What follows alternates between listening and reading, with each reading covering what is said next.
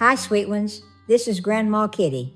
Today I need to tell you about Matthew and Jennifer, a family who seemed to have it all until secrets and choices tore everything apart. It is a story about love, betrayal, and a night that changed so many lives forever. The story begins with a phone call that was recorded close to midnight at 11:47 in the evening. What Jennifer said on that call would later seal her fate. On the 28th day of September in the year 2024, Jennifer Gledhill called the police to report that her husband, Matthew Johnson, was missing. She told them he had not come home. At first, it sounded like a worried wife reaching out for help. But within days, that missing person report would unravel into something far darker. The disappearance of Matthew Johnson, a father, a husband, a soldier, and the arrest of his wife, Jennifer, on charges of first-degree murder. And before we start, would you do something for me? Go ahead and subscribe so you'll never miss a story. Think of it as Grandma saving you a little place right here. So every time I sit down to share, you'll be here with me.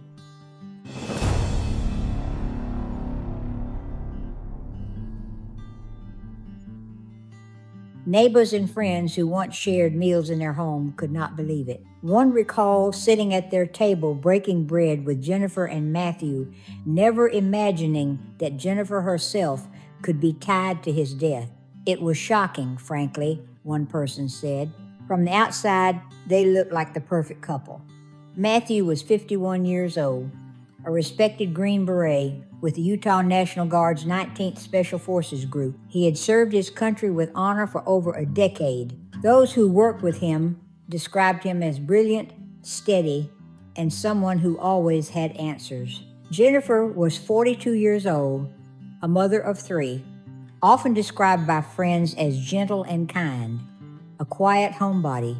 Together, they lived in a $1 million house in Cottonwood Heights, Utah, with their three children, an 11-year-old, a 7-year-old, and a 5-year-old. To outsiders, they were the picture of a devoted military family. But what the world could not see was the storm brewing beneath that picture. By July of 2024, their marriage was breaking down. Court papers later showed just how dysfunctional it had become. Jennifer even filed for a temporary protective order in August of that year, claiming Matthew was a danger to her. But when the request went before the court, Commissioner Russell Minus reviewed the videos and text messages Jennifer had provided. What he saw told a different story. In the footage, Jennifer did not appear afraid. Instead, she seemed confrontational, and in the text messages, she often belittled Matthew, mocked him, and appeared to try to provoke him. Can you believe that? On the 16th of September, just days before the tragedy, the commissioner dismissed her request. His words would later haunt everyone. The conduct of the parties over the past several months is representative of a highly dysfunctional marriage.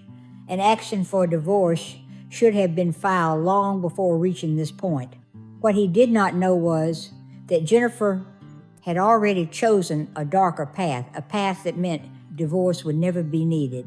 Matthew's friends noticed changes in his behavior during those last weeks. Jennifer's actions had become so erratic that Matthew sometimes avoided home altogether, sleeping instead at his National Guard facility because he felt unsafe. In one of his final conversations, he told his longtime friend Kevin Thompson that divorce was the only answer now. He was ready to move on, but Matthew never had the chance because Jennifer had been living a double life. She was in the middle of an affair. This was not a casual secret, it was intense, consuming her emotions. Just 2 days before the murder, on the 19th of September, Jennifer showed her lover a loaded handgun she kept in the house. It was a Glock 19X. At the time, he thought little of it. In a military family, owning a firearm was not unusual, but that weapon would soon play a central role. Prosecutors would later say Jennifer was careful and deliberate. She even arranged for their three children to stay with her parents on the very night she planned to kill Matthew. Everything was set on the 20th of September. The day began like any other. but by evening, everything collapsed. Matthew had found out about her affair. That night, neighbors later reported hearing a fierce argument. Jennifer herself admitted that Matthew confronted her, yelling because he knew she had been with another man. Years of resentment and marital troubles erupted in that one heated exchange. And then came the early morning hours of September 21st. Matthew lay asleep in their master bedroom. He was unarmed, unguarded, unaware that danger was so close. Jennifer picked up his own 9mm handgun. She pointed it at the man she once vowed to love and protect. And as he slept, she fired a single shot into his head. In that moment, a father was gone, a husband's life ended, and 3 children were left without the steady figure who had anchored their world. What Jennifer did not realize was that the choices she made that night, the affair, the planning, the shot, would unravel almost immediately. Because Matthew's disappearance, the protective order, and Jennifer's recorded calls would all paint a story she could never explain away. According to her own confession, Jennifer placed Matthew's body inside a rooftop storage container. She slid the heavy container down the stairs of their home and then loaded it into the back of the family minivan. After that, she smashed his phone and drove his truck into a nearby neighborhood, leaving it just a few blocks from their house.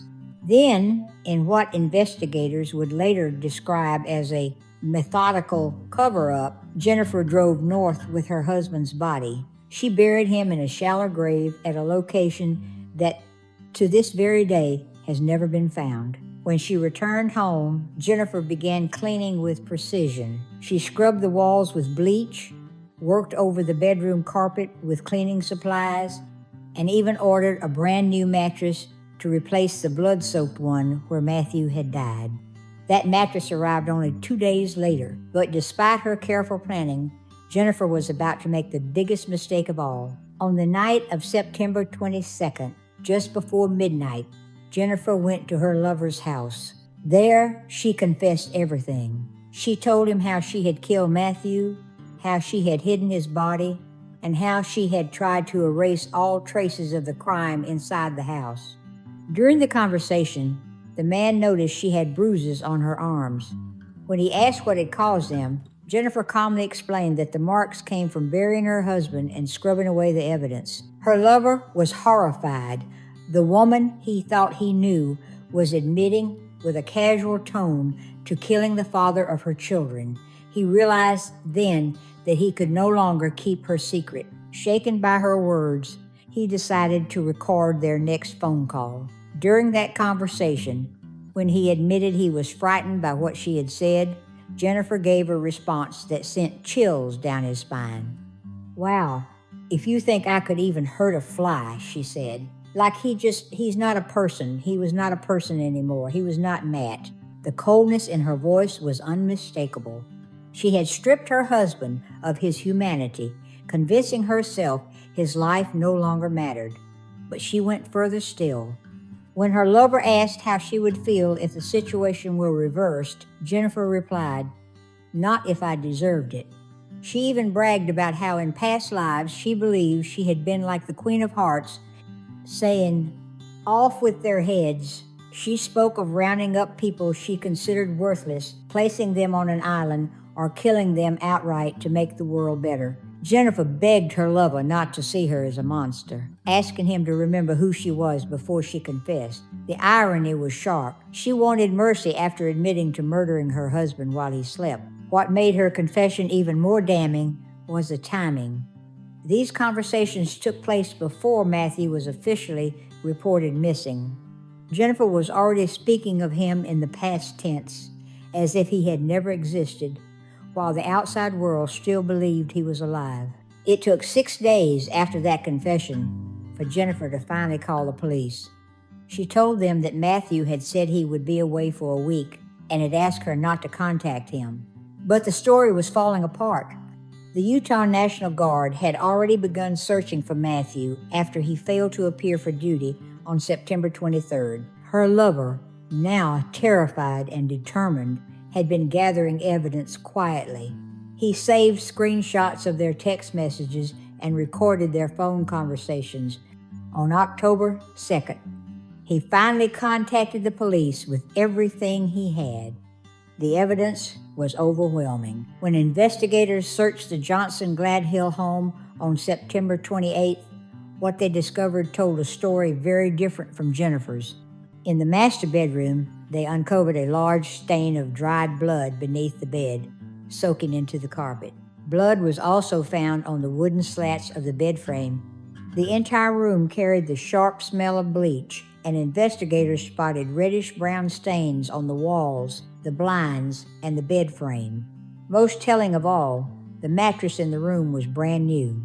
Phone records confirmed Jennifer had ordered it on September 24th, only 3 days after Matthew's death, and it had been delivered 2 days later. Police also traced Jennifer's phone movements through GPS data. On September 21st and 22nd, her device showed her traveling to the exact location where Matthew's abandoned truck was later found, around 6 o'clock in the morning. The same data tracked her journey north toward Davis County, just as she had told her lover when describing where she buried her husband. By October 2nd, police had enough to make their move. Armed with the recorded confessions, the phone data, and the physical evidence inside the home, they arrested Jennifer Gledhill on charges of first-degree murder and obstruction of justice. But this was only the beginning. On October 24th, Jennifer's parents, 71-year-old Thomas Gledhill and 67-year-old Rosalie Gledhill, were also taken into custody. They faced 4 counts of obstruction of justice each. Investigators discovered that the couple had spent more than 5 hours at Jennifer's house during the critical cleanup days, even though they initially claimed they were there for less than 1 hour to collect clothes. Evidence showed Rosalie had purchased the replacement mattress and later had her phone remotely reset, erasing all location data from the time of the cleanup. When questioned, Thomas made a slip that exposed him. Asked about the master bedroom, he said, "I did not go in where the incident happened." With that phrase, he confirmed knowledge of a crime scene. A search of their house uncovered something else, showing a Glock 19X gun box hidden in a plastic storage tote, wrapped inside a baby's onesie, and placed near Jennifer's bedroom. It matched the description of the gun Jennifer had flashed to her lover just 2 days before the murder. The cover-up was collapsing piece by piece. Months have passed since Jennifer's arrest, but Matthew Johnson's body has never been found. Search teams have scoured northern Utah, combing through counties from Davis and Weber all the way to Box Elder, near the Utah-Idaho border. More than 70 people have joined in the searches, including law enforcement, volunteers, and Matthew's military brothers who organized their own efforts. The ongoing failure to find him has left his loved ones in anguish. Kevin Thompson, his close friend, said the thought of not knowing keeps them awake at night. John Hash, another Green Beret who had served with Matthew for 12 years, described the devastation bluntly. "We welcomed Jennifer into our home, shared meals with her, and now it turns out she was responsible for his death. It was shocking, frankly." In a later hearing, prosecutors revealed that a storage container had been pulled from the water during the search. Inside it, traces of Matthew's blood were discovered. This discovery strengthened the evidence against Jennifer, but even so, his body has still not been recovered. Jennifer has pleaded not guilty to every charge. She now faces 1 count of first-degree murder, 5 counts of obstruction of justice, 1 count of possessing a controlled substance, 1 count of desecrating a human body, and 1 count of tampering with a witness. During her bail hearing, prosecutors argued she remained a danger to the public and to the case itself. They revealed she had told her lover she would shoot herself before ever going to jail. The judge agreed and denied her bail, declaring she posed too great a risk. She remains inside the Salt Lake County Jail. Another shadow hanging over the case is money. Matthew had a life insurance policy worth $500,000, with Jennifer listed as the beneficiary. Because she now faces murder charges, and because Matthew's body has not been found, the insurance company has asked the court to decide who should receive the funds. Her trial is set for December the 8th, 2025, and is expected to last 8 days. The deepest tragedy, though, belongs to the children. 3 young lives have lost their father to murder and their mother to prison. Matthew's family has begged for closure, releasing a statement through their victim representative. We are hopeful we will find Matt soon, or that Jennifer or someone else will come forward with the location of his body so we can lay him to rest. The theory of prosecutors is simple but chilling. Jennifer killed her husband because he had discovered her affair, and she wanted freedom to be with her lover. She chose murder instead of divorce, unwilling to face the costs of separation or the fight for custody. As the trial draws closer, one question continues to haunt all who have followed this case. How does a mother of 3 destroy her entire family for the sake of an affair? Perhaps no one will ever understand the depth of Jennifer Gledhill's selfishness and cruelty. What is certain is that her actions carved wounds that will never fully heal. Justice may one day be carried out, but Matthew Johnson will never return home to his children. Somewhere in northern Utah, a soldier, a father, and a husband lies in an unmarked grave, waiting for the truth to finally bring him home.